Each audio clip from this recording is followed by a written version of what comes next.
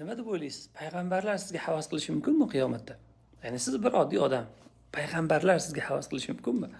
Hadisda keladi, Imom Termiziy rivoyat qilgan sahih hadisda Rasululloh sollallohu alayhi vasallam Allohdan rivoyat qiladi. Alloh azza va jalla aytadi, bu hadis qudsiy: "Al-mutahabbuna fi jalali lahum manabiru min nur yaghbituhumun nabiyyuna va shuhada" deydi.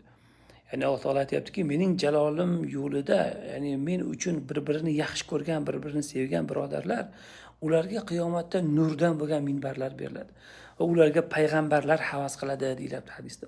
Qarang, qanday va shahidlar havas qiladi deyapti. Qanday go'zal hadis. O'shaning uchun bir do'st topingki, sizga qachon uchrasangiz Allohni eslatsin va sizga ibodatni eslatsin va taqvoni eslatsin. Va o'sha do'stingiz bilan faqat Alloh uchun bir-biringizni yaxshi ko'ring.